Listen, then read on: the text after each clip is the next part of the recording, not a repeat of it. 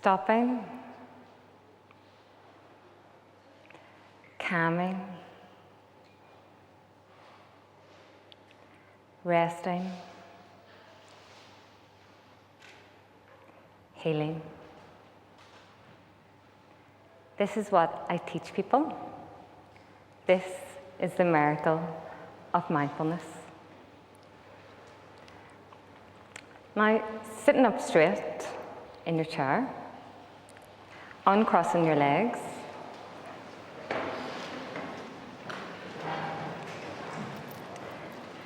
becoming aware of your feet on the floor, the soles of your feet in contact with the floor, your buttocks on the chair, the whole body sitting, the weight of your body going down, the height of your body rising up. Placing a hand on your abdomen and a hand on your chest. And noticing the fact that you're breathing in and you're breathing out. You can even say to yourself, I am breathing in, I am breathing out. In, out, in, out.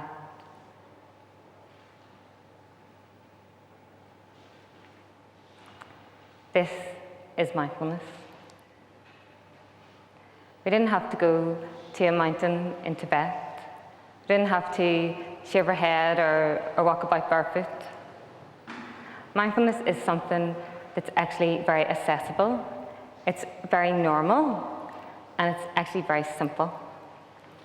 You might have had many moments of mindfulness in your life already. So what I do is I train people to build their mindfulness muscle. And what we were actually doing there is we were activating our parasympathetic nervous system, which is your rest and digest system, which is the opposite of the fight or flight. So the fight or flight system is what's happening when we're stressed. And so we're all so busy all the time. We're trying to get somewhere, we're trying to do something, we're trying to achieve. Even when we're sitting here, we're tweeting, we're being encouraged to tweet. We're trying to be somewhere else.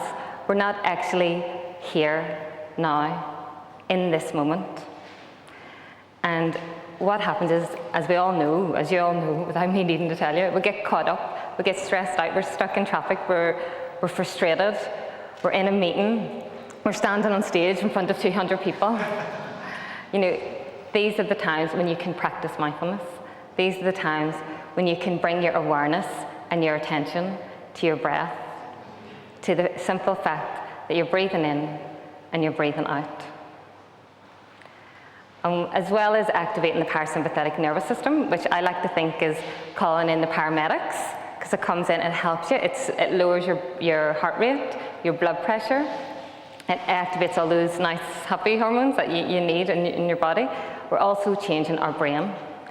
So there's really good news. If you've never done mindfulness before and you're interested in trying it, there's something called neuroplasticity. And what they're able to show now is that when you practice this, when you start to do mindfulness and you do it for a while, the parts of the brain that are about stress, called the amygdala at the back of the head there, they start to shrink. And the parts of the brain at the frontal lobe here, which are about happiness and contentment, they can increase. They get thicker. So it's actually something that's been studied, clinical trials, science. There's been many trials with people who are depressed, people who are anxious, chronic pain, even helping people who have cancer.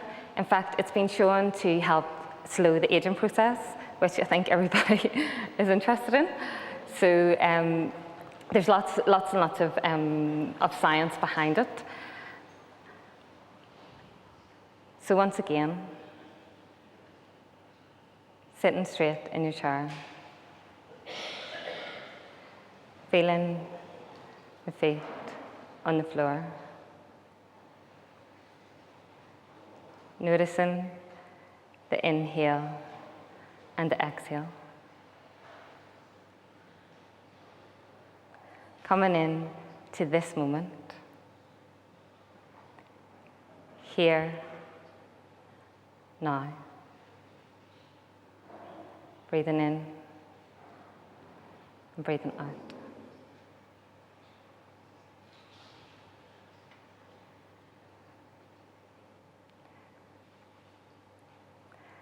So I know for some of you it's hard to believe that something so simple can have such a profound effect, can have such enormous range of benefits. You might not have read all the scientific papers and things that I've looked at. You might not have had the experience of doing it yourself. So there's a woman called Shauna Shapiro. She's a researcher in Santa Clara University in California. And she was interested. She looked at what are the mechanisms of mindfulness. And she said there's 3 things.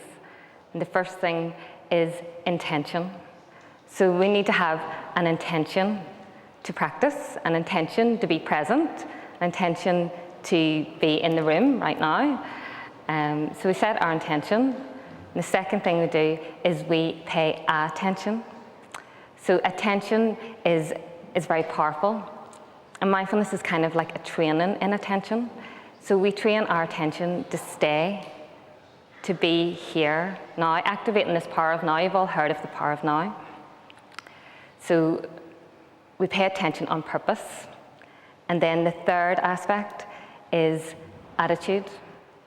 And this is very powerful and really makes all the difference. It's a certain type of attitude. It's one that's a little bit counterintuitive and countercultural. And it's an attitude of kindness, of compassion for ourselves, and non-judgment.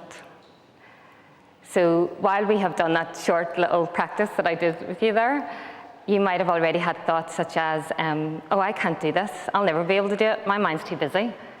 You might already been thinking about what you're having for dinner, or still about what somebody said earlier this morning.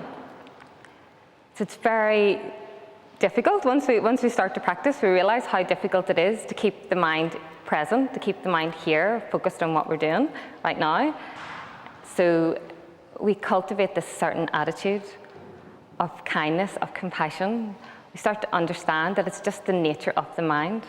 It's not your mind, it's everybody's mind. All our minds are like this. All our minds are going from here to there and everywhere. So we need to start to change a little bit of how we are, become human beings than human doings. We're always running to get to the next thing.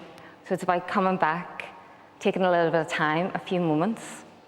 So when it comes to the 31st of December, 2014, and you look back over the year and you think, where did that year go? Time's speeding up, things just flying by. I can't even remember what I did in September.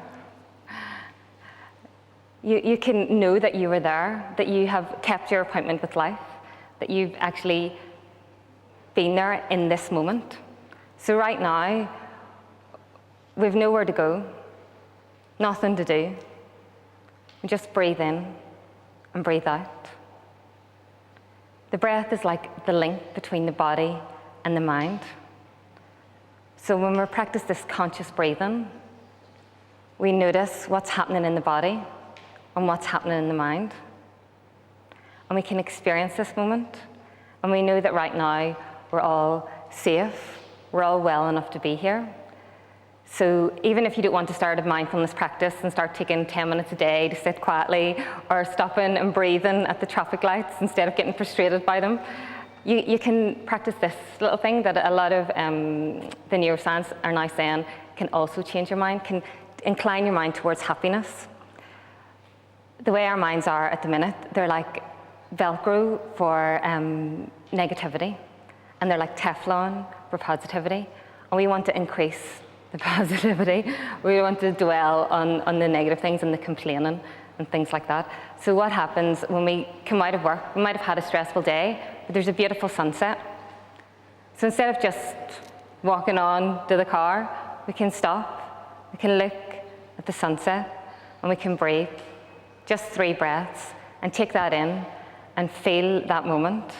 when you go home, when you're with your family and your children, and you're having a pleasant evening, you can actually notice this is a happy moment, and you can breathe, and you can feel it, and you can take like a mental Polaroid, a snapshot, and if you start to do that on a regular basis, you're starting to show up for your life, for the people in your life.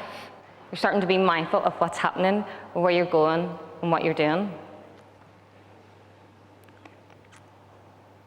So for the last time, noticing the feet on the floor.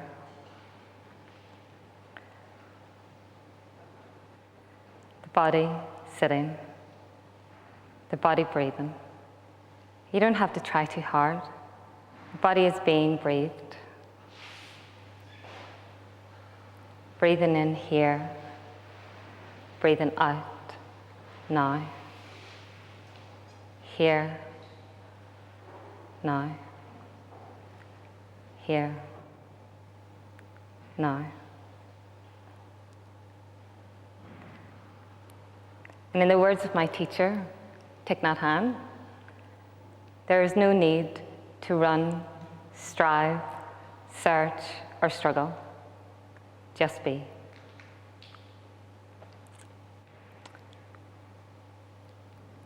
Stopping,